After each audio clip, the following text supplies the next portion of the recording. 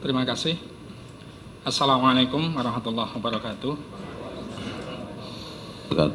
Yang terhormat dan amat sangat terpelajar Profesor Dr. Haji Abdul Ghafur MAG, Ketua Sidang dan Penguji. Yang terhormat dan amat terpelajar Dr. Haji Muhyar Fanani MAG, Sekretaris Sidang dan Penguji. Yang terhormat dan amat sangat terpelajar Profesor Haji Masdar Hilmi SAG MA PhD, Penguji Eksternal, Rektor UIN Sunan Ampel, Surabaya. Yang terhormat dan amat sangat terpelajar Profesor Dr. Haji Abdul Jamil MA, Penguji. Yang terhormat dan amat sangat terpelajar Profesor Dr. HM Muhsin Jamil MAG, Penguji. Yang terhormat dan amat terpelajar Dr. Haji Zainul Atfar MAG, Penguji. Yang terhormat dan amat sangat terpelajar Profesor Dr. Haji Mujahirin Thohir MA, Promotor, Penguji. Yang terhormat dan amat terpelajar Dr. Haji Agus Nur Hadi MA, Kopromotor, Penguji. Dan para hadirin yang saya hormati, perkenankan saya menyampaikan presentasi secara garis besar disertasi yang saya tulis. Judul: Agama Orang Jalawastu. Latar belakang penelitian berawal dari ketertarikan sekaligus kegelisahan melihat cara beragama orang Jalawastu terkait ritual ngasa bertempat di Pesarian Gedong sebagai ekspresi rasa syukur kepada Sang Pencipta yang diyakini Batara Windu Buwana dan utusannya Guryang Panutus atas limpahan rezeki di Gunung Kumbang. Yang menjadikan kegelisahan adalah mereka kini Muslim dengan ciri menikah di KUA, kolom di KTP agama tertulis Muslim, ada ritual muludan dan tahlilan saat kematian. Di sini ditemukan kontradiksi yang serius. Islam idealnya hanya kepada Allah, tetapi faktanya ritual ngasa memuja Batara Windu Buwana. Dari persoalan tersebut dimunculkan pertanyaan. Pertama, apa corak kehidupan keberagamaan orang Jalawastu terkait ritual ngasa dan keislaman yang kini mereka anut? Kedua, apa corak relasi agama dan budaya dalam ritual ngasa orang Jalawastu? Ada dalam satu kesatuan atau antara keduanya adalah hal yang terpisah? Penelitian ini menggunakan pendekatan etnografi dengan menggali data lewat cara berbaur, melakukan wawancara mendalam, dan membuat catatan harian berdasarkan sudut pandang emik dengan informan terpilih yang terbagi menjadi 3 tingkatan. Pertama, informan kunci, mereka yang meyakini, menjiwai, menggerakkan, dan mempengaruhi. Kedua, informan sekunder, mereka yang meyakini, menjiwai, dan mempengaruhi. Kemudian informan pelengkap, meyakini, dan mengikuti. Dari telaah dan analisis data, diperoleh kesimpulan sebagai berikut. Pertama, sampai saat ini, corak keberagamaan orang Jalawastu masuk kategori Islam Jawa Abangan yang meski Islam tapi tidak bisa meninggalkan konsep lama, yakni keyakinan terhadap Batara Windu Buwana sebagai Sang Pencipta Alam dan Pranata Sosial Guryang Panutus, perihal pantangan-pantangan seperti pantangan tidak boleh memakai genting. Pembagian identitas sosial budaya menjadi 2 macam, yaitu Jalawastu dalam yang memahami Batara sebagai pencipta alam dalam konsep lama, Allah adalah pencipta alam dalam konsep baru, 2 hal yang berbeda eksistensi. Jalawastu dalam menerima ritual baru meski tidak taat tapi teguh dengan ritual lama, sementara Jalawastu luar mengalami pergeseran makna dengan memahami Batara adalah Allah dalam konsep lama yang substansinya sama, sama-sama yang menciptakan. Jalawastu luar memahami pada substansi dan sifat, tidak pada nama. Ritual lama guru yang panutus tetap mereka lakukan dengan substansi Allah dalam konsep baru. Penerimaan atas keduanya, yang saya sebut dalam bahasa lokal adalah Islam Sahawai, saya sebut dengan corak Islam akumulasi, sebagai novelty yang melengkapi corak sinkresi, akulturasi, dan kolaborasi. Diksi akumulasi mengambil dari Kamus Besar Bahasa Indonesia tentang arti akumulasi, yaitu mengumpulkan, menghimpun, dan menumpuk. Ketiga, ada persoalan lanjutan yang saya temukan terkait kondisi di Jalawastu. Pertama, potensi konflik Jalawastu dalam dan Jalawastu luar terkait keberlangsungan ritual ngasa. Kedua, langkah pemerintah daerah menjadikan kampung Jalawastu sebagai kampung adat akan menggerus spiritualitas ritual ngasa menjadi aspek profan saja, kecuali ada duplikasi ngasa. Ketiga, ritual ngasa terancam punah dengan meninggalnya orang Jalawastu dalam karena lambat, bahkan tidak ada regenerasi. Identitas sosial orang Jalawastu terdiri dari Jalawastu dalam dan Jalawastu luar. Terkait dengan keislaman mereka, maka Jalawastu dalam masih tertutup, keislaman bersifat administrasi dan instrumental saja. Sementara Jalawastu luar terus bergerak ke arah pergeseran makna dengan memahami substansi tetapi berproses. Mohon izin masih ada waktu, saya ingin menyampaikan salah satu petikan doa dalam ritual ngasa yang artinya Ananda ingin mempersembahkan sesaji dari kemenyan putih lurus pada sari dewa-dewa, ke atas pada leluhur, ke bawah pada Batara Jaya yang telah memberikan anugerah sari sesaji kemenyan putih dari Raja Ular dan dari Ratu Ular. Sampaikanlah sesaji kemenyan putih itu kepada Batara Windu Sakti Buwana. Ini foto dokumentasi. Yang pakai blangkon ini Jalawastu dalam, yang pakai kopiah putih Jalawastu luar. Ini sudah berangkat haji, tapi masih mau duduk di depan teleng. Ini ada seperti mangkok dari batu, ada airnya. Ini pusat ritual. Di sini sedang melaksanakan ritual ngukus, awal ritual ngasa yang berfungsi memanggil arwah para leluhur. Dan saya ada di sebelah sini, tapi tidak kelihatan. Yang kedua ini Curug Rambu Kasang. Ini digunakan untuk ritual ngaguyang kuwu. Jadi kalau kemarau panjang, mereka tidak sholat istisqa, tapi mereka akan melakukan ritual doa di sini. Kemudian yang ini adalah gubuk yang pada tahun 1882 ditemukan arca-arca dan tulisan tentang Batara Windu Buwana. Dan ini masih asli. Ini kuncen usianya 90 tahun, masih kuat naik ke gunung yang jalan kaki dari bawah itu 5 jam. Dan ini saya. Jadi sangat dekat. Ini data-data arsip yang sekarang tersimpan di Belanda tentang Batara Windu Buwana. Dan ini rumah salah satu kokolot, sangat sederhana. Ini petilasan Mbah Kuwu Sangkan. Dan ini saya mau masuk ke batas wilayah sakral ritual ngasa Pesaran Gedong. Di situ tampak gambar saya melepas sabuk, sandal, jam, dan lain sebagainya. Kemudian ini suasana kami berbaur dengan masyarakat setempat. Insya Allah akrabnya ini alami. Ini ibu angkat saya di sana dengan rumah yang sangat sederhana. Ini bapak angkat saya yang pakai putih. Dan ini anak-anak kecil yang tidak paham ritual ngasa itu seperti apa, hanya kecuali ramai dan asik saja. Mereka akan berangkat untuk belajar TPQ di kampung bawah, yaitu Dukuh Garogol, karena di Jalawastu tidak ada TPQ atau Madin. Demikian yang dapat saya sampaikan. Terima kasih. Akhirul kalam. Assalamualaikum warahmatullahi wabarakatuh. Assalamualaikum warahmatullahi wabarakatuh. Yang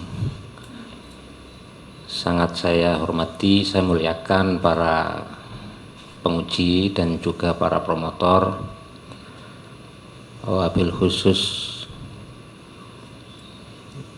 Promovendus yang sangat terpelajar, beserta seluruh supporter dari Brebes. Saya ingin mengucapkan selamat dan mengapresiasi disertasi yang sudah Anda tulis dengan sangat baik. Saya sangat mengapresiasi, bukan semata-mata karena saya sama panjenengan ini sama-sama orang kulonan, orang kilenan. Tapi memang baik gitu ya. Ya, disertasi sangat baik. Nah, tentu saja saya tidak fokus pada disertasi yang dalam konteks fisik yang hasil dari ujian tertutup ya. Saya anggap Anda sudah compliance, sudah taat dengan saran-saran yang sudah disampaikan oleh segenap tim penguji maupun promotor pada ujian tertutup. Nah, mungkin ada satu dua yang mungkin perlu Anda perbaiki, terutama di abstrak bahasa Inggris yang menurut saya masih belum standar. Terima kasih yang terhormat dan amat sangat terpelajar Profesor Haji Master Hilmi SHG MA PhD. Saya akui kelemahan yang paling menonjol dalam disertasi ini adalah kekayaan terkait teori yang harus ditambah. Itu saya akui. Kenapa saya mengakui bahwa kekurangan dan kelemahannya ada pada teori? Sepertinya untuk menjadi dokter itu tidak cuma semangat yang besar, karena itu yang saya miliki, tetapi materi terkait dengan teori, dengan pengetahuan tentang antropologi itu juga harus diperbanyak. Itu saya akui. Karena dalam proses menulis disertasi ini saya seperti berlari kencang karena setar dari belakang. Karena bagaimanapun juga saya bukan akademisi murni, karena saya pegawai meskipun ngajar di STAI, tetapi saya punya keyakinan dengan kesungguhan saya terus belajar dan belajar. Meskipun belum sempurna, tapi saya pikir nilai lebih disertasi saya adalah justru ada pada ketidaksempurnaan dan kekurangan itu yang akan terus-menerus diperbaiki. Kemudian kelemahan yang lain yang paling saya rasakan adalah dalam bertutur terkait dengan tulisan itu belum bisa seperti orang bercerita, belum bisa seperti orang yang dongeng, yang ketika dibaca itu yang membaca akan sangat menikmati. Kalau jalan mungkin kayak jalan tol atau apa, tapi kadang jegluk. Mungkin yang paling saya rasakan begitu, Prof. Nah, kalau bicara soal teori, memang kita selaku akademisi tidak mungkin bisa perfect, bisa sempurna, bisa menguasai banyak hal. Minimal apa yang sudah Anda miliki itu secara konsisten bisa digunakan dalam melakukan penelitian, dalam melakukan analisis, sehingga menghasilkan, kalau dalam konteks disertasi adalah novelty, sesuatu yang nantinya akan memberikan kontribusi otentik terhadap pengembangan atau pengayaan ilmu pengetahuan dan teknologi. Nah, bicara soal novelty sekarang ini, gitu ya. Kalau saya baca dari disertasi Anda, ini sebenarnya tema yang menurut saya tidak baru-baru amat.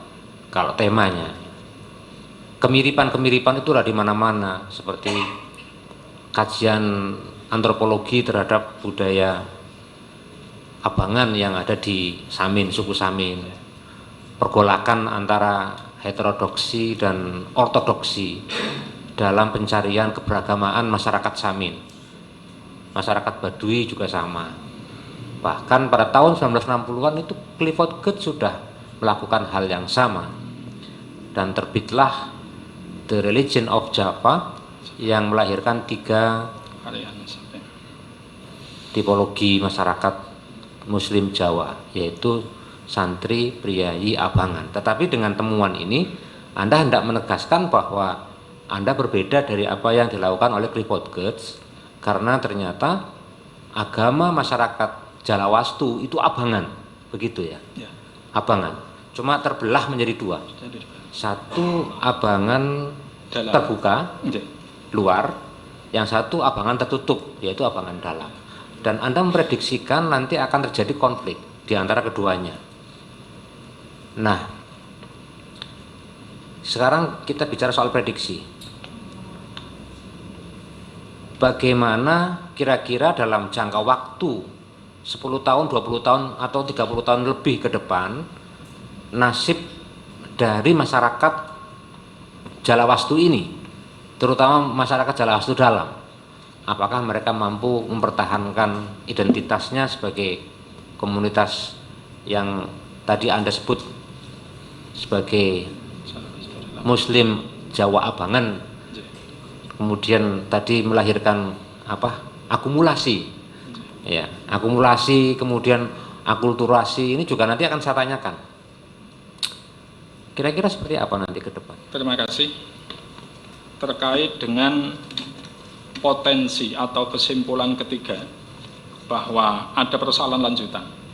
Salah satunya adalah potensi konflik antara Jalawastu dalam dan Jalawastu luar. Jujur saya katakan bahwa awalnya data tentang dalam dan luar itu seperti benang ruwet, karena banyak sekali informasi yang tidak konsisten. Itu saya peroleh, ruwet sekali. Tetapi kembali saya berpedoman kepada analisis etnografi bahwa ada pemisahan-pemisahan tentang data, sehingga muncullah definisi dalam dan luar. Kalau orang Jalawastu dalam itu ditanya puluhan kali, bahkan katakanlah ratusan kali kita menggali data, itu tetap berkeyakinan bahwa Bathara Windubuana adalah sang pencipta dalam konsep lama. Allah di mana? Allah yang sekarang. Jadi betul-betul ada ruang dan waktu yang ganda, yang memang berbeda, bukan sama.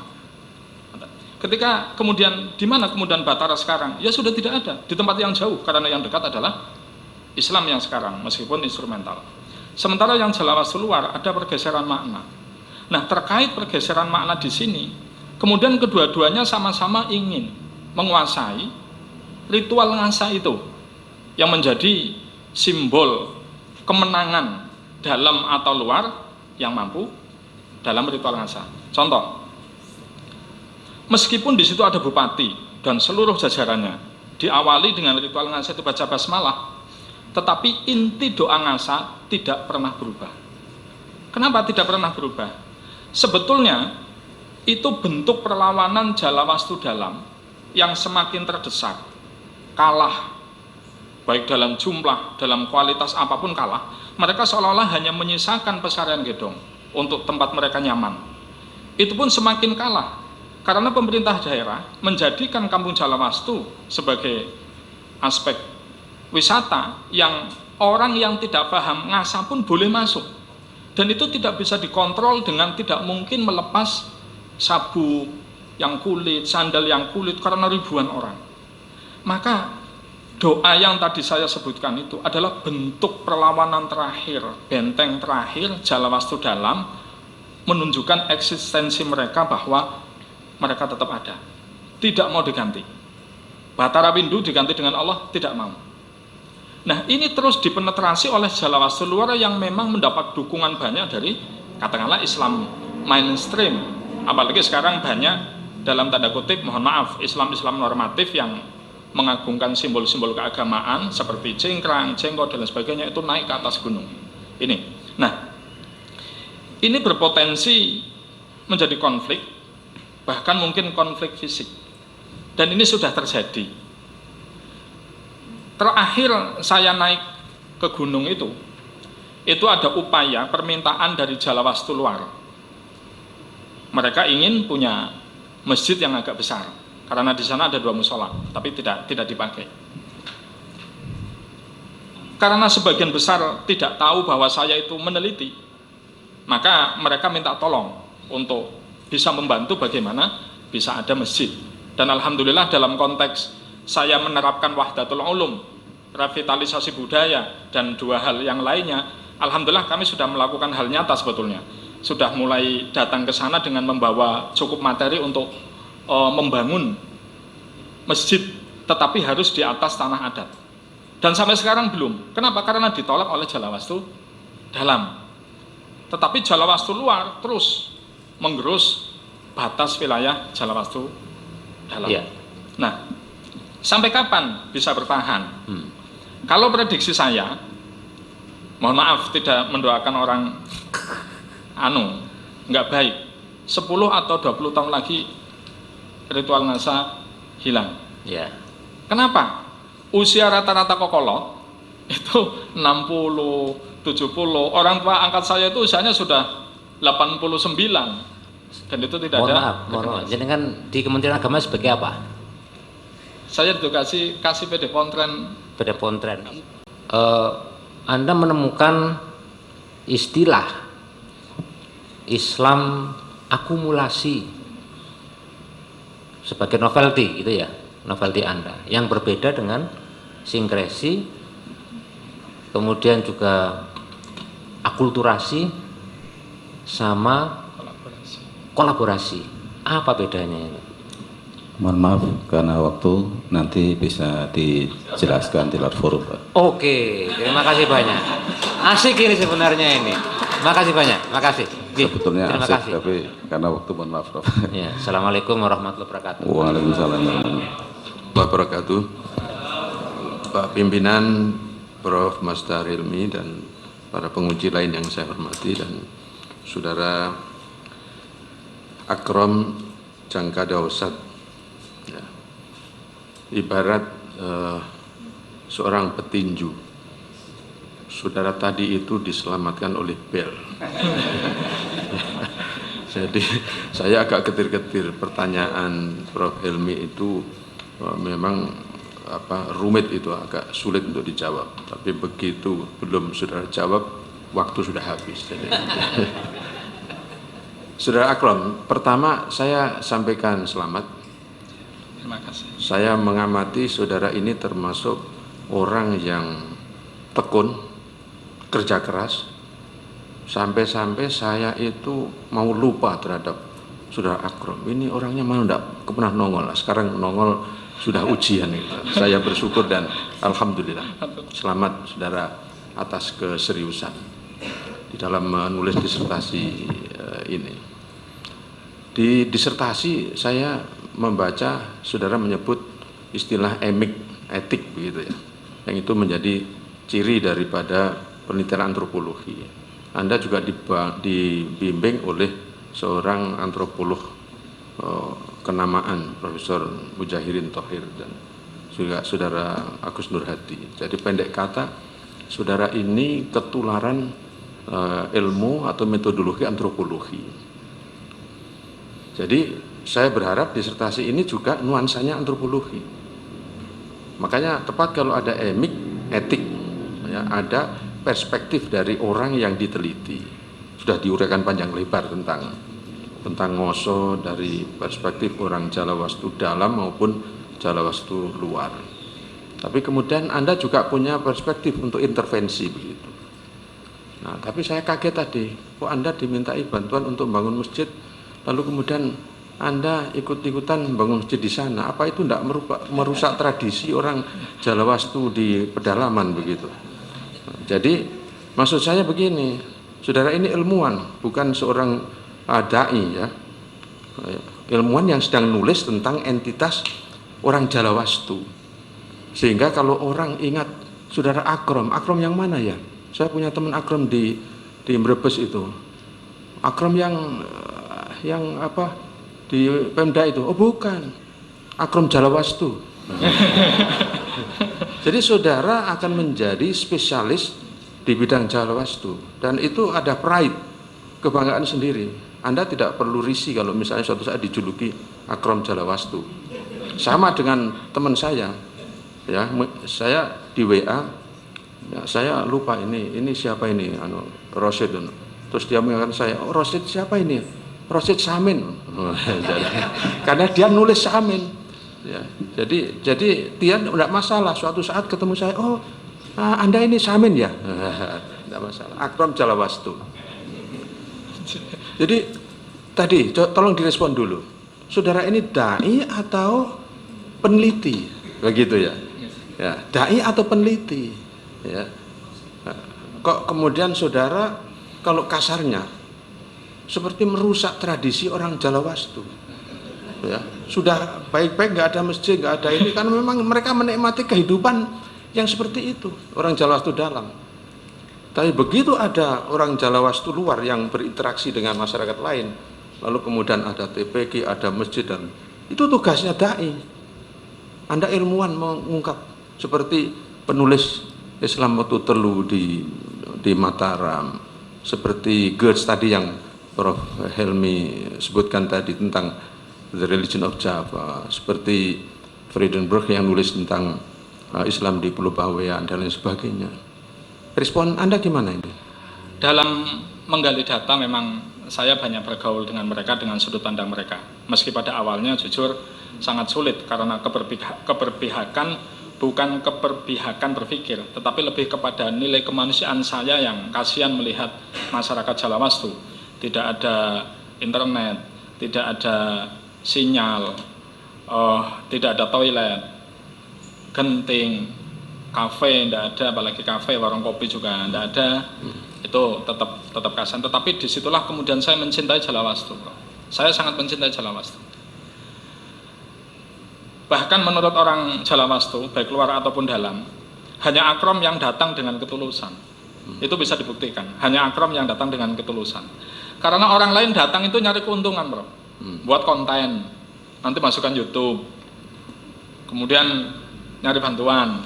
Kalau saya tidak, saya memang mencintai mereka. Nah, terkait dengan perspektif emik itulah kemudian saya dengan membaur, saya bisa diterima dan sangat mudah mencari data. Salah satu indikasi saya diterima dengan mudah adalah yang pertama saya diaku menjadi anak salah seorang kokolot yang tadi saya tunjukkan, dan saya sangat bebas untuk memasuki wilayah pesarian Gedong yang sangat sakral itu. Bahkan saya bisa masuk ke tempat yang lebih sakral lagi, yang dalam foto ini kuburan batu. Di sini ada 40 kuburan batu dan tersebar di wilayah Gunung Kumbang.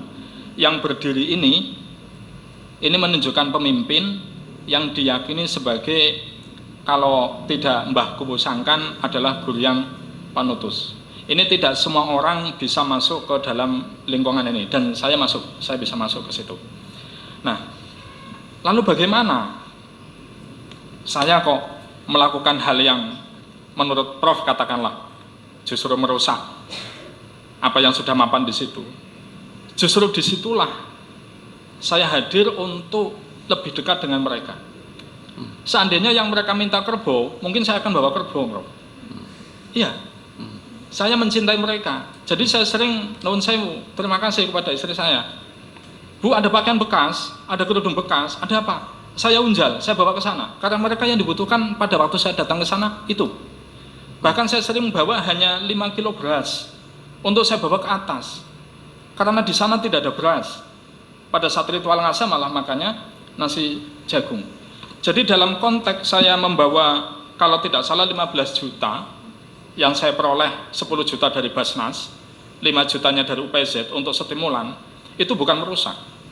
Tapi bagaimana saya hadir di tengah-tengah mereka, bahwa saya adalah bagian dari mereka, dan emik mereka, sudut pandang mereka, meskipun di situ juga saya harus bisa memetakan, ini yang minta siapa, dan yang minta adalah Jalawastu luar. Tetapi Jalawastu dalam, karena begitu dekat, dan saya sangat menghormati tempat yang namanya Teleng, Pesarian Gedong, kemudian petilasan Mbahku, mereka tidak pernah mempermasalahkan, tidak pernah menjadikan saya itu rebutan Jalawastu luar dan Jalawastu dalam. Sangat mudah diterima, dan kembali apa yang saya lakukan di sana bukan sebagai dai, bukan sebagai kiai yang ingin merubah mereka, tetapi saya hadir di sana karena saya adalah bagian dari Jalawastu, dan sekali lagi saya sangat mencintai Jalawastu. Itu salah satu modal saya menyelesaikan disertasi ini dengan begitu banyak data yang mungkin disertasi yang jadi itu masih seperti bangunan rumah biasa, tapi insya Allah dengan materi yang masih ada nanti saya selesaikan menjadi bangunan mewah seperti yang diharapkan oleh promotor dan co-promotor. Mungkin jawaban saya begitu, Pak. Saya sangat mencintai. Terima kasih minat sidang yang saya hormati dan seluruh penguji yang saya hormati, Prof. Vendos dan seluruh hadirin yang terhormat. sebagaimana penguji lain, untuk saya juga senang dan apresiasi, juga ucapkan selamat pada saudara Prof. Vendus atas Terima kasih. keberhasilannya memasuki satu etapa terakhir dalam seluruh proses atau rangkaian penyelesaian studi saudara ya. Berapa lama Mas ini? 3,5, 7 semester. Hebat, luar biasa. Nah, saya menggarisbawahi dua hal nanti yang untuk menjadi pengantar pertanyaan saya. Anda pertama tentu menyampaikan novelty, yang tidak lain adalah identitas Jalawastu yang Anda bagi menjadi dua, luar dan dalam. Kemudian yang kedua, prediksi konflik yang diperkirakan akan menghabisi Jalawastu dalam waktu 5-10 tahun yang akan datang. Hanya saja saya belum memperoleh penjelasan yang baik tentang dua hal, karena bagi saya ilmu itu saya kira ketika kita belajar filsafat ilmu selalu saja ada tiga unsur yang penting ya. Yang pertama adalah ontologi, epistemologi, dan aksiologi. Yang terakhir yang saya garisbawahi ya, menyangkut aksiologi atau manfaat praktis yang nanti akan berdampak besar bagi terhadap apa yang sudah Anda peroleh. Anda tadi misalkan menyebut potensi konflik. Nah, bayangan saya begini, setelah Anda menyampaikan bahwa di situ ada konflik, maka sungguhnya fenomena Jalawastu kalau kita baca sebagai sebuah arena atau lokus atau field dari praktik sosial kelompok-kelompok yang ada di situ, maka saya membayangkan di situ ada sejumlah agensi yang sedang berebut apa yang saya sebut sebagai tafsir atas simbol-simbol di situ ya. Jadi saya membaca Jalawastu sebagai sebuah arena di mana kemudian ada sejumlah agensi yang memperebutkan pemaknaan atas simbol-simbol sehingga terjadi apa yang saya sebut sebagai pertarungan simbolik ya. Nah, pertarungan simbolik itu nanti tolong direspon. Paling tidak kan biasanya antara yang dominan dengan yang marginal, antara yang puritan dengan yang sinkretik gitu kan. Kemudian antara yang mungkin yang modernis dan tradisionalis. Sekitar tema-tema Islam dan kebudayaan sekitar itulah ya. Nah, saya ingin memperoleh gambaran terlebih dahulu sebelum nanti kira-kira saya bertanya tentang potensi resolusi yang bisa dikeluarkan dari disertasi saudara itu, yaitu tentang pertarungan simbolik. Misalkan di situ kan ada medan budaya yang sangat banyak. Tadi Anda menyebut pesantren, ada makam, itu semua kan medan budaya. Orang datang ke situ kan dengan niat dan persepsi yang berbeda-beda. Itu juga saya kira menjadi bagian dari pertarungan simbolik. Yang kedua adalah ada banyak simbol dalam ritual ngasa. Pemaknanya bermacam-macam. Bahkan tadi beberapa tokoh penting figur seperti Betara Windu Buana itu adalah simbol sentral yang dipersepsikan secara berbeda-beda oleh Jalawastu luar dan Jalawastu dalam. Nah, saya ingin memperoleh gambaran yang variatif tentang pertarungan simbolik yang dilakukan oleh kelompok-kelompok atau agensi yang ada di Jalawastu. Itu dulu sebelum nanti ke resolusi. Yang terhormat dan amat sangat terpelajar, Profesor Jamil, terkait dengan tadi bagaimana medan budaya dan banyaknya makna-makna yang bisa diambil dari simbol yang ada di ritual ngasa memang sangat tepat. Disitulah kemudian teori-teori itu sangat menentukan bagaimana saya menghasilkan pemaknaan dari simbol itu. Maka ketika teori etnografi yang saya gunakan, ideasional Prof. Muja, kemudian tafsir kebudayaan Gertz, itu yang akhirnya menghasilkan tadi pemaknaan yang berbeda yang kemudian ada dua pengelompokan masyarakat di sana, Jalawastu luar dan Jalawastu dalam. Nah, di samping itu pemaknaan terhadap Jalawastu luar dan Jalawastu dalam terhadap simbol itu juga tidak murni milik orang Jalawastu. Semakin Jalawastu itu tidak asli, semakin banyak keluar di sini, mohon maaf saya definisikan tidak semata-mata keluar kemudian hidup di kampung, tetapi berinteraksi dengan orang lain. Ini juga sangat berubah. Itu sangat berbeda dengan yang Jalawastu dalam. Nah, disinilah kemudian kami pilih pemaknaan terhadap Betara Windu Buana yang merupakan sosok sentral yang kesakralannya itu sekarang hanya ada di Pesarean Gedong karena di luar sudah ada musola meskipun tidak taat, gitu kan. Itu pembelahan itu memang terjadi. Kalau tidak tepat kemudian langsung masuk, maka akan menghasilkan yang berbeda. Maka disitulah pentingnya membuat tahapan sebelum diuraikan lebih jauh. kok dikotomik banget ya antara luar dan dalam. Menurut saya agensi itu macam-macam. Jadi pemilihan kelompok sosialnya apakah hanya berdasarkan karakteristik apa, sehingga kau hanya dua, luar dan dalam. Menurut saya pengelompokan sosial itu lebih kompleks ketimbang seperti itu. Misalkan ya, saya nggak tahu apakah tingkat pendidikan, tingkat ekonomi, kan paling tidak ada dua unsur penting yang menjadikan seseorang kemudian terkelompok-kelompok ya. Yang pertama adalah akses terhadap sumber ekonomi yang kemudian membentuk kelompok sosial kelas. Yang kedua adalah akses terhadap sumber-sumber budaya yang nanti ada elit, ada kelas menengah, macam-macam itu ya, ada orang berpengetahuan, berpendidikan. Semakin akumulasi pengetahuan budayanya semakin banyak, maka dia akan semakin dihormati dan sebagainya. Jadi apakah hanya kayak gitu kalau pengelompokannya luar dan dalam gitu, tidak lebih kompleks gitu? Terima kasih masukannya. Memang terkait jalawastu dalam dan luar, saya tidak mendefinisikan jalawastu luar itu seperti apa, karena secara status sosial sebetulnya sangat kompleks. Jalawastu luar bisa saja mereka yang sudah mulai masuk sekolah, sudah bekerja di luar jalawastu, itu memang ada. Tetapi karena saya melihat kepada pembatasan masalah, aspek keyakinan, dan kemudian corak keberagamaan, maka pembatasan itu menjadi global, hanya dalam dan luar. Tetapi untuk jalawastu dalam, tadi sudah saya sebutkan bahwa jalawastu dalam adalah kokolot, kemudian kuncen dan jagabaya yang jumlahnya tidak lebih dari 30 orang. Jadi saya kira mengidentifikasi jalawastu luar ya harus seperti itu. Itu pertanyaan. Tapi nanti berita lanjutan ya. Yang kedua, kalau Anda memprediksi konflik, maka tentu ada potensi resolusi konflik ya. Potensi yang digunakan, apalagi Anda juga sebagai praktisi, yang bisa digunakan dalam rangka untuk di satu sisi Islam dikembangkan karena sebagai praktisi dakwah misalkan. Pada saat yang sama juga respek terhadap budaya atau kebudayaan jalawastu, agama jalawastu. Nah, potensi seperti ini ada nggak di situ? Ya, sehingga tidak terjadi benturan dalam konteks perbedaan tafsir simbolik itu ya ke depan gitu. Coba. Iya, untuk rekonsiliasi saya kira bisa dijelaskan. Resolusi konfliknya duplikasi ngansa, Prof. Ya, Nanti bisa dijawab setelah forum ini. Assalamualaikum warahmatullahi wabarakatuh. Yang saya hormati promotor dan Dewan Penguji serta Promovendus Saudara Akrom Jangka Dausat. Selamat Anda sudah menyelesaikan di etapa terakhir ini.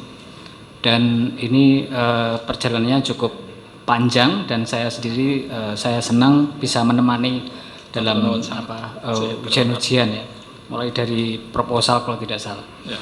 Tapi ada beberapa hal yang mungkin menggelitik ya. Di dalam penelitian Anda ini kan objek formanya menggunakan GERD sebagai pendekatan. Nah, kemudian Anda membenturkan atau mendialogkan antara budaya dan agama. Pertanyaannya adalah, Batara Windu Sakti Buwana itu budaya apa agama? Terus Allah itu agama apa budaya? Dalam konteks penelitian ini. Kemudian itu pertanyaan pertama. Yang kedua, kalau struktur itu tidak terpenuhi, misalkan dalam salah satu slide Anda itu Anda memisah antara ideal dengan realitas kan itu di salah satu slide Anda. Nah, di mana ideal itu Allah, Rasulullah, yang realitas itu Batara Windu Buwana serta itu Panutus itu ya. Kurian Panutus. Bukankah ini semuanya adalah idealitas? Silakan direspon.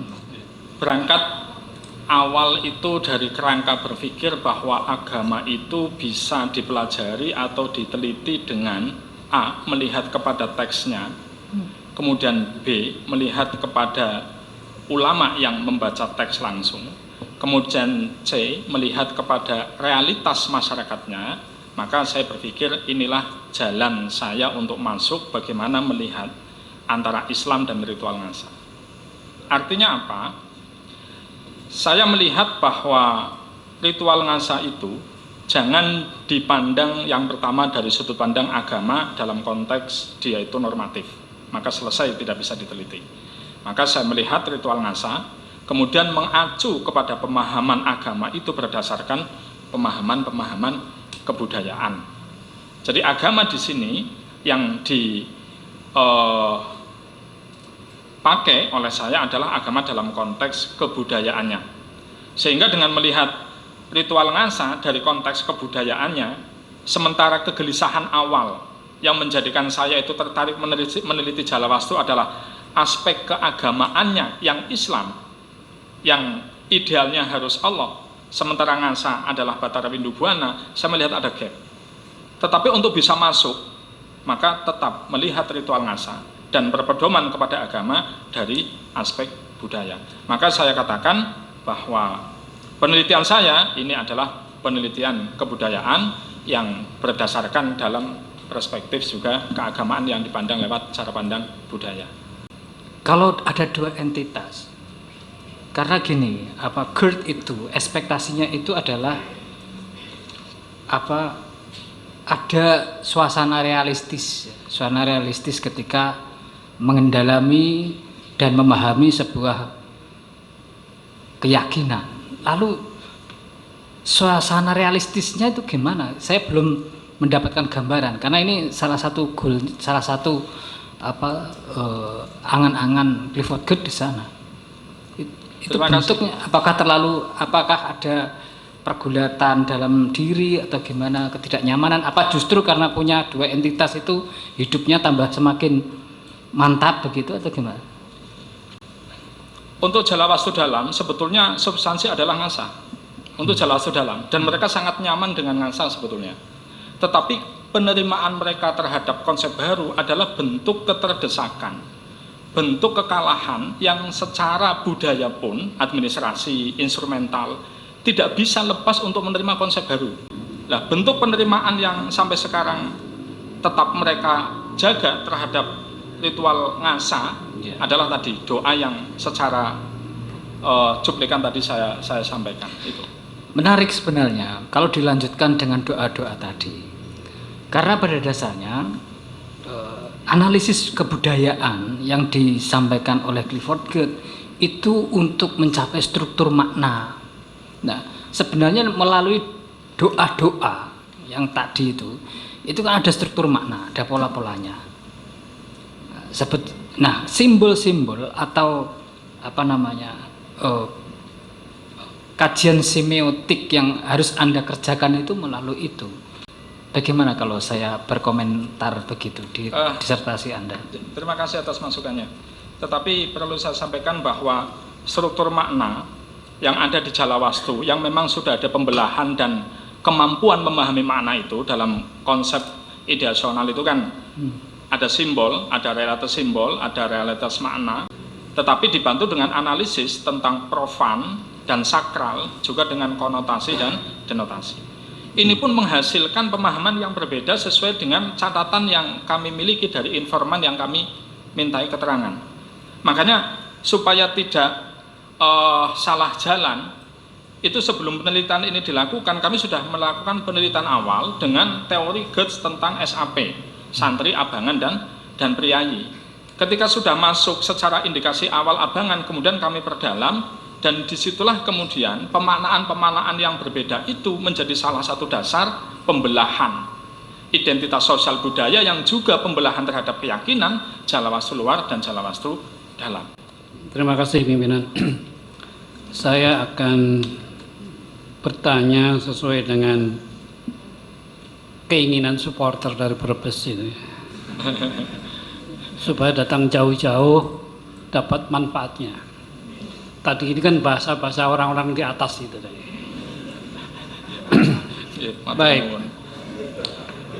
Pertama, kalau saudara Akrom tadi bilang sangat dekat dengan orang Jalawastu. Pertanyaan saya mewakili kawan-kawan dari Brebes, Batara Windu Buana itu menurut orang Jalawastu itu laki-laki atau perempuan? Terima kasih, Prof. Tidak terbayang sama sekali menanyakan itu. Betul, jujur. Tidak pernah itu saya masukkan menjadi instrumen untuk bertanya kepada informan. Nah, itu padahal kalau peneliti harus. Terima kasih. Misalnya Anda tahu cara menyebut dalam doa, menyebut dia kakek atau nenek Eyang Kakung atau Yang Putri, ya gitu kira-kira. Yang kedua melahirkan kepada soal patrinial, bagaimana konsep tentang penghargaan antara laki perempuan bagi orang Jawa Wastu itu sama atau tidak. Itu tergantung pada sang pangerannya. Pangerannya itu laki-laki atau perempuan. Ya nanti kalau ke sana lagi tanya lagi ya. Punya kelamin enggak gitu. Ya tadi kan ada nasihat dari Prof. Jamil. Anda kan bukan dalam konteks sebagai dai tapi peneliti gitu ya. Oke, yang kedua ritual ngasa. Kalau bahasa orang sana apa? Ngasa. Ritual itu kan kata ritual itu kan bahasa buku. Iya. Di sana menyebutnya ritual. Apa iya? Iya, ritual. Sebelum Anda datang sudah bilang ritual. Antara ritual dan upacara. Dua itu yang sering digunakan. Oh, kok modern banget kita. Itu yang Oke. saya temukan. Ritual ngasa Anda katakan sebagai ekspresi rasa bersyukur. Pertanyaannya kembali lagi mewakili kawan-kawan dari Brebes, bersyukur kepada Betara Windu Buana atau bersyukur karena mereka telah dapat memanen hasil tanamannya. Yang terhormat dan amat sangat terpelajar Prof. Moja, terima kasih diingatkan pertanyaannya sangat substansi, lanang apa wadon, nggak terpikir sama sekali. Tetapi ritual ngasa itu adalah ekspresi rasa syukur terhadap Batara Windu Buana atas limpahan rahmat di sekitar Gunung Kumbang yang memang itu karena Batara Windu Buana. Oke, Betara Windu Buana itu sebagai pusat atau sebagai perantara tawasul? Pusat. Pusat. Kalau pusat dia punya sifat-sifat apa yang diketahui oleh orang Jawa Wastu?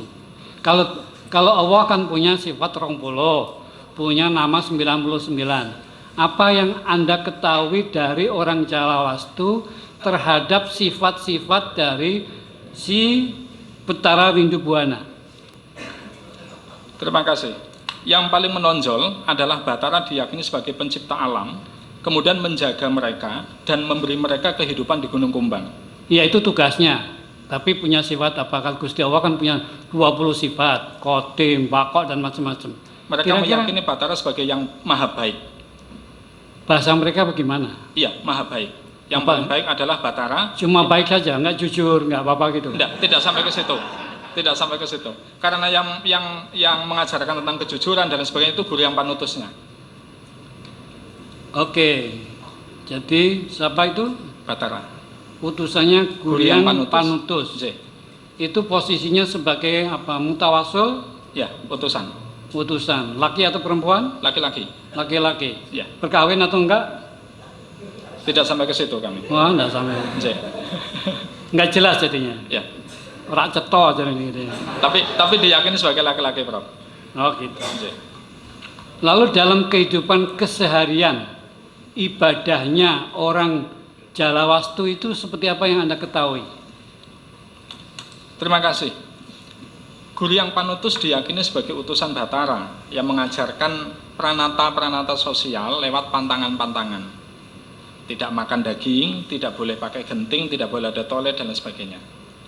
Bentuk Kalau misalnya mengumpuli istrinya, caranya orang Jawa itu gimana? Ada enggak khas enggak?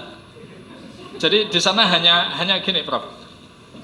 Bagaimana mereka menghargai orang lain di Jawa Wastu itu dengan tidak menyakiti, menghormati dan sebagainya. Tetapi pranata sosial terkait hubungan antara laki-laki dan perempuan itu mereka menikah di KUA. Oke, lain kali kalau jadi peneliti tanyalah yang paling rahasia ya. Siap. Terima kasih Pak Kabur. Terima kasih pimpinan sidang. Terima kasih kepada seluruh penguji, kepada hadirin semuanya, dan wabil khusus kepada Mas Akrom. Selamat. Terima kasih. Anda telah mencapai pada proses ujian terbuka ini. Hampir semua jawaban tadi kurang alokasi waktu. Anda begitu bisa bercerita banyak hal tentang Jalawastu. Anda dianggap sebagai orang yang pengunjung yang baik oleh orang Jalawastu. Mungkinkah Anda itu akan dijadikan Dewan Kokolot untuk menyelamatkan Jalawastu ini?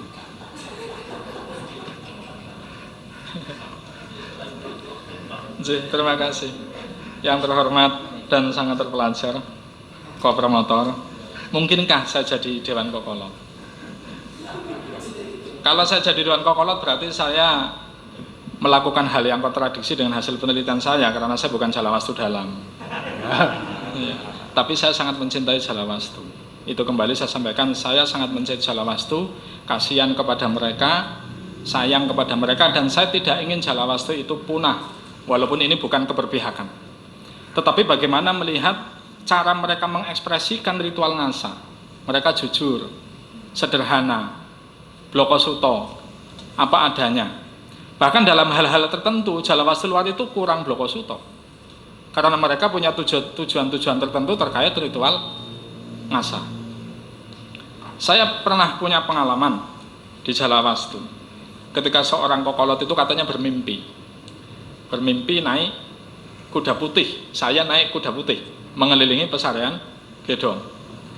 Dan kalau saya orang Jalawastu, mungkin saya akan diangkat menjadi Jalawastu Kokolot, menggantikan Pak Damuri Jalawastu Kokolot yang meninggal 6 bulan yang lalu. Untung saya bukan di situ, tapi saya tetaplah jadi peneliti, tetapi saya dekat dengan Jalawastu karena insya Allah banyak sekali mana-mana yang belum diungkap di sana karena keterbatasan studi. Oke, terima kasih. Yang kedua, sehebat apapun sebuah penelitian itu kan hanya mengkaji satu aspek saja, ya. Padahal Jalawastu itu kan sangat kompleks. Kira-kira setelah Anda selesai doktor ini, apakah akan masih meneliti aspek yang lain dari masyarakat Jalawastu? Yang secara geografis sekarang itu 6 kecamatan. Satu ada di Jawa Barat yang namanya Kecamatan Majenang. Kalau di Brebes, Salem, Bantarkawung, Banjarharjo, Ketanggungan, Kresana, dan Larangan. Banyak sekali istilah-istilah yang sama yang ada di Jalawastu. Misal Kabuyutan malah di Kecamatan Banjarharjo. Itu sangat luas. Secara diakronik, bahwa ngasa itu usianya sudah sangat panjang. Hal ini dibuktikan dengan orang-orang tua di sana itu masih familiar dengan istilah-istilah Batara Wisnu, dengan istilah-istilah Kresno Aji Bintolo, itu seperti itu. Jadi apa yang saya lakukan di Jalawastu ternyata kecil sekali kalau melihat ngasa dalam konteks keseluruhan ngasa. Dan bahkan dalam prediksi saya dari teori-teori dan data yang ada, ngasa tidak hanya ada di Jalawastu. Dulu ngasa ada di 9 tempat. Yang di Jalawastu adalah gabungan dari Sela Gading dan Jalawastu. Yang di Gandoang sekarang masih ada gabungan dari Ciputih dan Gandoang. Ngasa sangat luas. Apa yang saya peroleh sekarang, saya pikir hanya 10% dari ngasa yang dulu pernah ada. Terima kasih Tuan. Saya akan memanfaatkan waktu semaksimal mungkin. Pertama, saya sangat berbahagia mendengarkan penjelasan dari Saudara Akrom. Sangat menguasai dan begitu terang benderang hasil risetnya dijabarkan pada kita dan berulang-ulang menyatakan Saudara sangat mencintai orang Jalawastu. Dan tapi biar tidak memunculkan syak wasangka di forum ini, Saudara itu diangkat sebagai anak angkat atau diangkat sebagai anak mantu? Anak angkat Bu, anak angkat. Jangan-jangan ada yang disembunyikan. Jangan-jangan ada yang disembunyikan.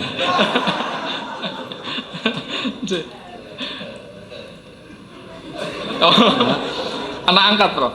Anak angkat. ya.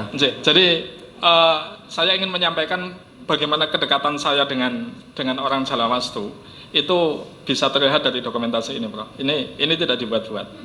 Saya membawa tapih yang saya minta dari istri saya serahkan ke, ini buta, Prof. Ini sudah buta. Ini sudah buta dan suaminya yang putih ini. Padahal untuk masuk ke rumah itu mohon maaf sangat tidak nyaman. Karena ayam juga di situ, apa di situ, tapi karena ya tadi saya nyaman saja dengan orang Jalawastu dan betul-betul nyaman, dan saya anak angkat bukan anak mantu. Baik. Biar Nyonya, mungkin saya mewakili Nyonya saja daripada nanti pertanyaan. Pertanyaan kedua, cinta saudara sebagai seorang peneliti tentu mengakibatkan saudara ingin menjadi partner dari yang diteliti, menjadi tokoh yang menolong mereka. Tapi kalau cinta saudara sebagai seorang muslim, ini ada orang yang mengaku muslim tapi kok masih begitu, itu bagaimana Anda berdamai dengan dua cinta, apalagi ada 3 cinta ini, itu bagaimana mengolah ini semua? Silakan. Terima kasih. Kecintaan saya terhadap Jalawastu dan objek disertasi ini memang terkadang membuat saya itu tidak terkontrol. Maka diingatkan oleh co-promotor, Anda itu dibatasi limitation of study, jangan kemana-mana. Saya banyak mendatangi gunung dan ditemani anak saya, alhamdulillah. Saya punya anak saya yang jagoan itu, nemani. Tapi saya yang menjaga dia, bukan dia menjaga saya. Itu saya datang ke macam-macam kuburan batu yang ternyata tidak hanya di Jalawastu. Ada namanya Sembawa. Itu 4 kilo dari Jalawastu masih naik ke gunung lagi. Dan itu melewati sungai yang sangat deras. Untungnya ketika ke situ airnya kering dan bisa ditemukan. Jadi pola-pola kuburan batu itu di Gunung Kumbang itu banyak. Salah satunya di Gandoang yang masih ada ngasa tetapi di Salem. Ini kalau tidak karena kecintaan saya terhadap objek penelitian, saya tidak akan datang ke Sembawa, tidak akan ke Gandoang, karena di Jalawastu pun sudah sangat banyak. Itu. Oke. Baik. Kemudian, tapi saudara juga seorang aparat pemerintah di bidang keagamaan. Cinta saudara sebagai pegawai Kementerian Agama yang di situ ada misi, itu rekomendasi apa yang saudara siapkan untuk pemerintah dalam melindungi mereka, atau tidak, atau diajak ke jalan yang benar? Bagaimana ini rekomendasi yang tepat menurut saudara? Silakan. Terima kasih. Ini saya harus jujur. Jujur, saya sering bohong ke kepala kantor. Karena kepala kantor ingin sekali melihat ngasa, tapi saya bilang, nanti Pak longsor, nanti Pak hujan, padahal biar nggak datang ke sana. Kenapa? Salah satu tujuannya adalah saya belum selesai. Saya tidak mau menyakiti orang-orang Jalawastu yang sudah menilai saya itu tulus, padahal di situ saya punya kepentingan lain, yaitu penelitian. Dan sampai sekarang saya itu merasa berdosa. Saya nggak pengen orang Jalawastu tahu kalau saya doktor. Saya tidak ingin masyarakat Jalawastu tahu kalau mereka saya ekspos, walaupun untuk kepentingan keilmuan. Saya hanya ingin mereka tahu bahwa saya itu bagian dari mereka. Yang ketika mereka itu divaksin ada yang marah, saya yang menjadi mediasi. Yang ketika kemarin ada orang LIPI mau masuk meneliti, mereka tidak terima, saya yang diminta untuk mediasi. Itu kecintaan saya. Tetapi karena saya juga pegawai kantor Kementerian Agama yang harus tunduk kepada beliau, jadi nanti yang salah beliau.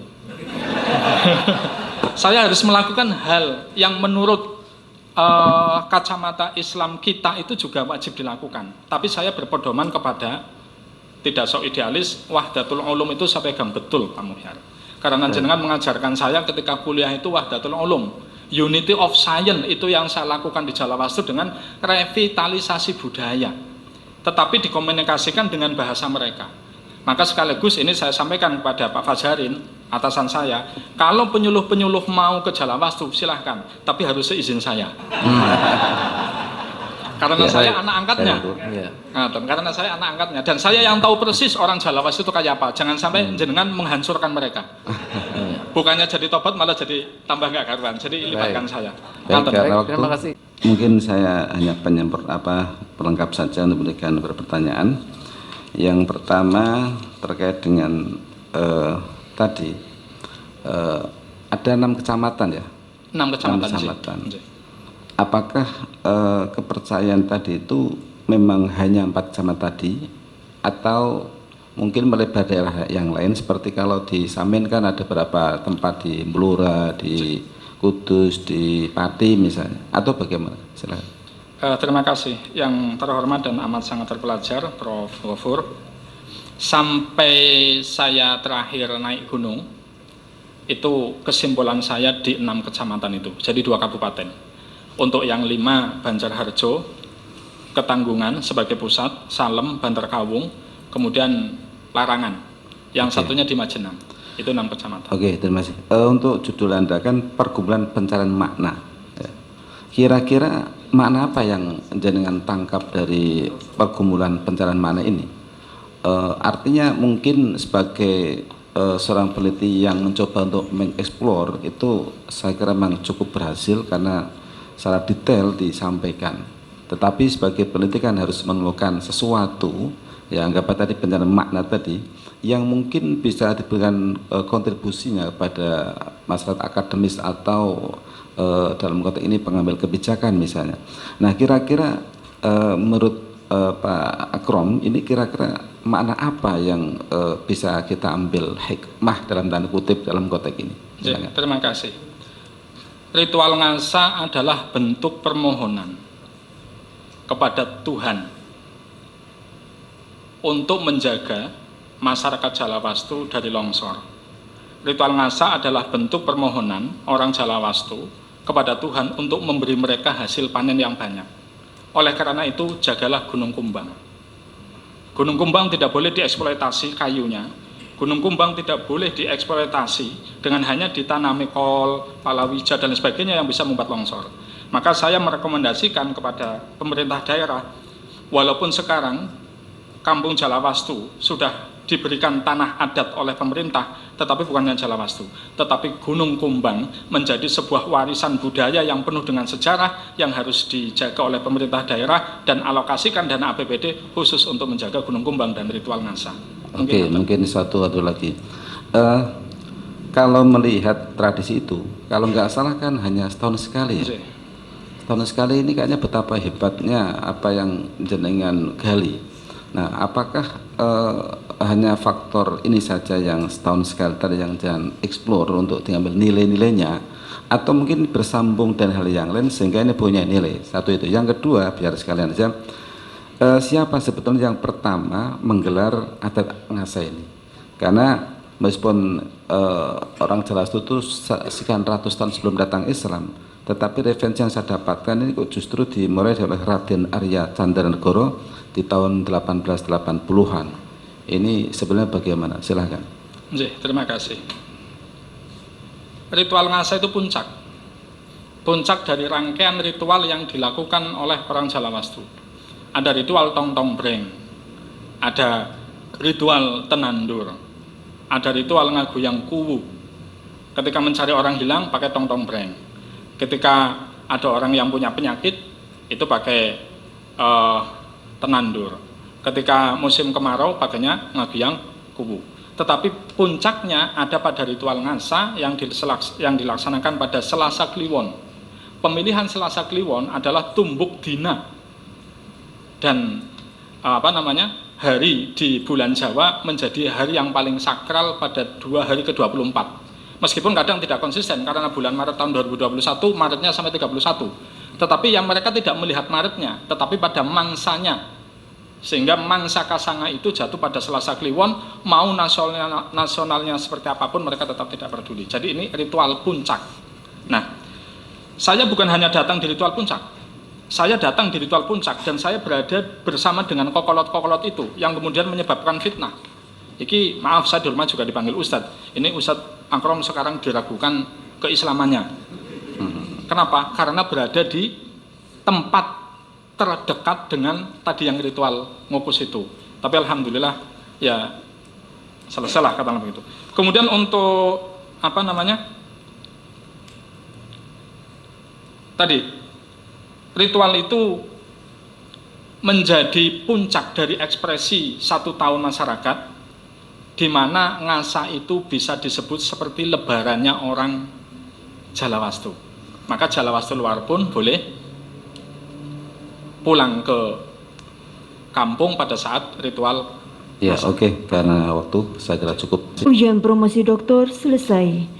Ketua sidang menskors ujian promosi doktor untuk memberikan waktu kepada para penguji melaksanakan rapat yudisium. Untuk memberikan waktu pada tim penguji dalam menentukan hasil ujian, dengan ini ujian promosi doktor atas nama Saudara Akrom Jangka Tausat diskors. Ketua sidang dan tim penguji meninggalkan ruang sidang. Hadirin dimohon berdiri.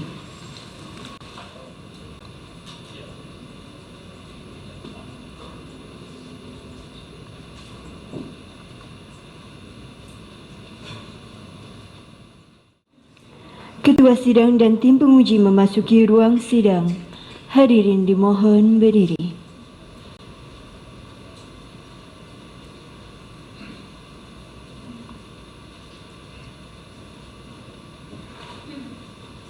Ketua sidang membuka kembali ujian promosi doktor. Ujian promosi doktor atas nama Saudara Akrom Jangka Tausat dinyatakan dibuka kembali. Selanjutnya pada petugas untuk menjemput Profendus. Ketua sidang memberitahukan hasil ujian promosi. Telah berjuang di atas podium tadi. Baik, setelah tadi kita bersama penguji yang lain kita melakukan rapat kilat dan terbatas, maka saya baca 2 berita acara. Yang pertama terkait dengan ujian terbuka ini, nanti yang kedua yudisium.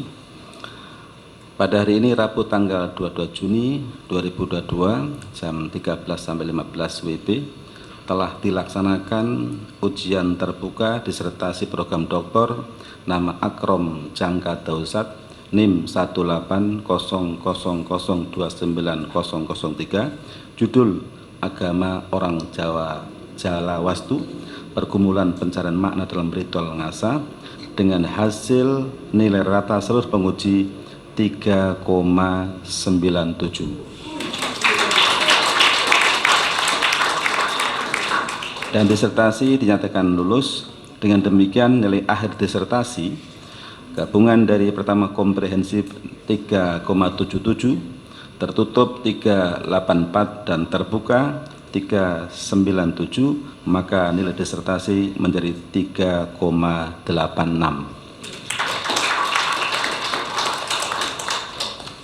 Selanjutnya berita acara yudisium promosi doktor pada hari ini Rabu tanggal 22 Juni 2022 jam 13 sampai 15 WIB telah dilaksanakan yudisium promosi doktor mahasiswa nama Akrom Jangka Tausat NIM 180029003, program studi Islam, dengan hasil yudisium yang bersangkutan dinyatakan lulus program doktor dengan indeks prestasi kumulatif atau IPK 3,85 istimewa cum laude. Oleh karena itu kepadanya diberikan gelar doktor dalam bidang studi Islam dan merupakan doktor yang ke-238 yang telah diluluskan oleh Universitas Islam Negeri Oleh Semarang, Semarang 22 Juni 2002. Ketua Majelis Penguji Abdul Ghafur.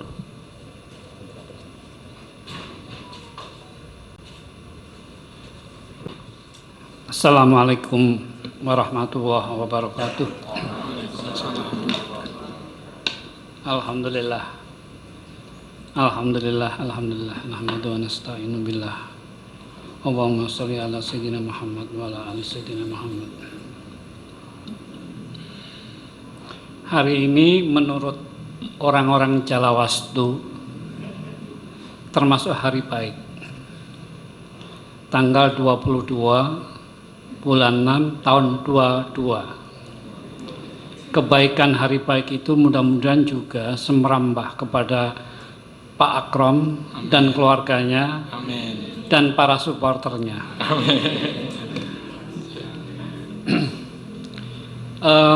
Ibu dan Pak sekalian saya hormati, terutama Dr. Akrom. Anda dengan saya sekarang menjadi sahabat ya. Sudah sama-sama dokter gitu. Sebagai seorang ilmuwan atau keberhasilan saudara tentu banyak pihak yang membantu saudara. Itu pasti. Karena itu saya mohon yang merasa sebagai istri bisa berdiri sejenak. Yang merasa jadi anaknya, ada enggak? Yang jadi orang tuanya, monggo Bapak sekalian dan Ibu ya. Alhamdulillah saya dan Pak Agus selaku promotor dan co-promotor selama ini mendampingi saudara Akrom. Kalau ada kesalahan-kesalahan mohon maaf. Dan selalu doakan mudah-mudahan Pak Akrom juga tidak tersesat menjadi anak apa tadi Pak? Anak mantu. Tetap setia kepada orang-orang yang telah banyak membantu Anda. Baik Bapak dan Ibu sekalian saya hormati, silakan duduk kembali. Terima kasih. Tadi ada banyak pertanyaan yang menarik untuk saya kupas sedikit. Setelah ini lalu bagaimana? Atau Anda ini peneliti atau dai atau kiai? Saya ingin mengatakan ada perbedaan antara ilmuwan dengan kiai. Kalau kiai atau dai tugas utamanya menasehati. Tapi kalau ilmuwan tugasnya menjelaskan. Nah, kalau dicampur ilmuwan yang kiai, maka menasihatilah dengan cara menjelaskan. Dengan cara bagaimana menjelaskannya harus sesuai dengan mat'unya, yaitu masyarakat Jalawastu sendiri. Ya. Menggunakan bahasa yang berbeda dengan masyarakat yang mau diubah, maka akan terjadi penolakan. Nah, pendekatan dengan cara memahami cara berpikir masyarakat yang mau diubah, itulah inti dari pendekatan kebudayaan. Nah, tokoh paling utama dalam pendekatan kebudayaan ini adalah Sunan Kalijogo dan para wali songo. Mereka mengubah masyarakat menjadi lebih baik dengan 3 unsur. Pertama, dia tetap menggunakan terminologi bahasa-bahasa setempat. Gusti Allah dipanggil pangeran atau Sang Hyang Widi monggo. Itu soal panggilan. Orang Jawa nyebutnya Gusti Allah itu ya pangeran. Malah ada yang kurang ajar. Pangeran yang naik kuda namanya apa? Pangeran Diponegoro. Ya, jadi konsep pertama tadi ada konsep tentang gunakanlah terminologi, istilah bahasa setempat yang bisa dimengerti. Itu Sunan Kalijogo pakai bahasa itu. Yang kedua, pendekatannya adalah pendekatan tasawuf atau humanistik, bukan syar'i atau fikih. Ia tidak bicara tentang halal haram, mahabbahnya itu. Dan yang ketiga ialah dengan tetap memberikan ruang untuk berjalannya ritual. Nah, ini kemudian sampai di sini Saudara Akrom sudah selesai dalam arti disertasinya. Tetapi proses ini belum selesai. Karena apa? Di balik ritual di situ ada banyak konsep-konsep yang berseberangan dengan konsep-konsep yang diyakini oleh Akrom dan kita semua sebagai orang Islam. Lalu bagaimana cara untuk masuk tetapi tidak menyakiti? Ini persoalan serius. Tadi Saudara Akrom bilang kalau mau masuk ke Jalawastu hubungi saya gitu kan, kayak gitu kan. Itu dalam arti kebudayaan begitu. Jangan mendekati dengan kekuasaan, tapi dekatilah dengan kemanusiaan. Itu poin dari frame berpikir seorang peneliti. Ya. Jadi kalau peneliti mau jadi kiai sekaligus ya kiai yang memanfaatkan model peneliti dalam mendekati mat'unya. Ya, jangan merasa salah atau benar, halal atau haram. Karena orang Jawa itu kalau dibilang ini haram, haram itu makanan apa? Jadi belum apa-apa sudah ditolak, artinya tabligh itu tidak akan berhasil. Lalu menjadi Islam instrumental, bahasanya dia begitu. Nah, pada akhirnya bahwa jadi dokter itu awal sebagai ilmuwan, bukan puncak sebagai ilmuwan, tapi awal. Nah, apakah Anda akan memuncak atau tidak, itu disitulah adanya hubungan-hubungan tentang link. Jadi kalau Anda di Brebes, apalagi di Kemenak, mungkin yang dokter mungkin hanya Anda, gitu kan? Nah, itu merasa gagah sendiri, ya. Malah nanti dengan ketuanya lain lagi, gitu kan? Nah, pakailah bahasa-bahasa kerendah hatian, bahwa Anda butuh teman-teman yang bisa mengkritisi Anda, sehingga teman Anda tidak hanya di Brebes, di mana-mana. Nah, teman itu muncul di dalam hal menulis. Kata orang pintar bahwa kalau Anda ingin tahu dunia, ingin mengetahui dunia, banyak bacalah. Tapi kalau ingin dunianya memahami Anda, menulislah. Nah, disinilah kemampuan kita harus diasah. Segala sesuatunya ada keterbatasannya, begitu pula cara kami membimbing juga keterbatasannya, juga apa yang ditulis oleh saudara Akram juga ada keterbatasannya. Karena itu, dengan segala keterbatasan itu, itulah hakikat dari kesempurnaan menungso. Dalam bahasa Jepangnya, menungso itu sempurna, ana ning ora sempurnane. Akhirul kalam, assalamualaikum warahmatullahi wabarakatuh.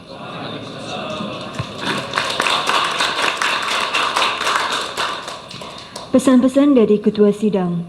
Yang terhormat Profesor Dr. Haji Abdul Ghafur MAG dipersilahkan. Assalamualaikum warahmatullahi wabarakatuh. Bismillah, alhamdulillah, wassalatu wassalamu ala rasulillah mabadu. Yang saya hormati segenap para penguji, mulai dari yang eksternal, Prof.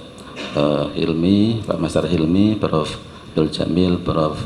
Mohsen Jamil, Prof. Mujahirin, Pak Dr. Mayarfani, Pak Dr. Zainul, dan Pak Dr. Agus Nur Hadi. Dalam hal ini ada Bapak Kepala Kantor Kemenak Brebes, Bapak Fajarin, MPD. Ya. Kemudian Bapak Kasupa Kemenak Batang, ada nggih. Bapak Abdul Wahab MM. Ini kalau nggak salah satu kantor dengan Pak Akso nggih. Oh, nggih. Kemudian Ketua FKPB Bapak Kiai Imam Turmudi. Tahu? Oh, nggih. Kemudian Ketua FKDT Bapak H. Sururi MPD. Tahu nggih. Kemudian Bapak Ketua Batku Pak Miftahuddin MPD. Tahu nggih. Kemudian keluarga ada Bapak Ibu, Bapak Kiai Ibnu Athaillah, Ibu Nur Rahmah, kemudian istri, anak Ibu Siti, siapa nih? Miatun, betul. Miatun, kemudian Agisni dan siapa tadi? Maulaya. Agisni Maulaya. Oh ya, Agisni Maulaya maksud. Kemudian hadirin semuanya, termasuk yang siapa ini, ada teman-teman satu kelas, ada Ola Ahmad dan Asgini Khurunisa, dan mungkin yang hadir yang lain yang tidak bisa disebutkan satu persatu. Alhamdulillah sore hari ini kita bisa bersama-sama mengikuti ujian promosi doktor atas nama Dr. Akram Jangka Dausat dalam kondisi sehat walafiat.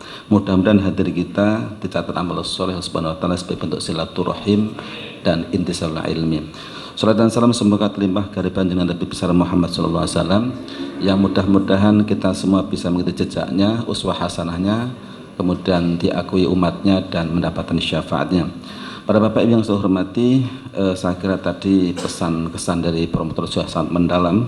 Mungkin saya hanya sedikit menambah saja. Saya kira saran dari promotor cukup menambah bahwa inilah awal dari Anda menjadi ilmuwan, bukan yang terakhir. Maka kemudian tetap menjadi seorang pembelajar, tetap melakukan penelitian, tetap melakukan upaya publish terkait dengan artikel dan sebagainya. Semoga bisa lebih mengokohkan keilmuan panjenengan, karena ilmu itu pada prinsipnya adalah mengalir. Dia akan menempati relung-relung yang rendah, maka rendahkanlah hati Mas Akrom untuk bisa menerima ilmu dari manapun. Dan tentu tadi sampaikan juga bahwa banyak orang yang berjasa, maka terima kasihlah pada mereka, mulai dari dulu guru-guru madrasah kita dan seterusnya, karena man lam yashkurin nas lam yashkurillah. Barang siapa yang tidak bersyukur pada manusia, tidak bersyukur pada manusia. Ini mungkin pada guru-guru kita yang mungkin sudah wafat, kita doakan, kita beri Fatihah dan seterusnya. Bentuk terima kasih kita pada mereka-mereka sekalian. Para Bapak yang saya hormati dan khususnya Mas Akrom, saya kira ini memang harus kita tingkatkan kembali, karena Rasulullah SAW berpesan minal mahdi ilal lahdi, kita menjadi sebagai pembelajar, sebagai orang yang tetap mencari ilmu, dan dalam konteks belajar dan menyampaikan ilmu pada yang lain, maka hendaklah setidaknya pada zaman beliau harus sesuai nama kita Wali Songo, memegang hal-hal yang menjadi dasar Wali Songo dalam konteks menyebarkan ilmu agama Islam di bumi Jawa ini. Yang tadi saya tangkap adalah bagaimana tidak terjebak pada formalitas, tapi substansi yang penting. Ketika kita mengajak seseorang, maka ilmu emik itu penting, artinya dengan perspektif dari yang kita ajak, atau bahasa beliau madu. Saya kira, dan itu sering pesan Pak Rektor, biasanya mari kita tingkatkan dalam konteks kita intisal ilmi dan berjuang di masyarakat, mendasarkan pada moderat dan toleran dan sebagainya. Saya kira itu beberapa yang bisa kami sampaikan, tidak bisa mungkin saya ada pantun sederhana, mudah-mudahan berkenan. Dari Semarang ke Kota Brebes untuk memborong telur. Semoga dengan penuh perjuangan Mas Akrom Jangka Tausat yang telah menggapai doktor. Bagi ibu-ibu, telur sering dibuat menjadi bahan roti. Dengan dikabainya doktor, semoga ilmu Mas Akrom semakin barokah, manfaat, dan berisi. Hari ini kita semua mengikuti ujian promosi doktor Saudara Akrom Jangka Tausat. Semoga yang hadir pada forum ini senantiasa diberi umur barokah, selamat dunia akhirat. Saya kira itu, kurang lebih mohon maaf. Assalamualaikum warahmatullahi wabarakatuh. Ujian promosi Doktor Universitas Islam Negeri Wali Songo atas nama Saudara Dr. Akrom Jangka Tausat MSI ditutup oleh Ketua Sidang. Dengan ucapan syukur alhamdulillah, ujian promosi doktor atas nama Saudara Dr. Akrom Jangka Tausat MSI dinyatakan ditutup.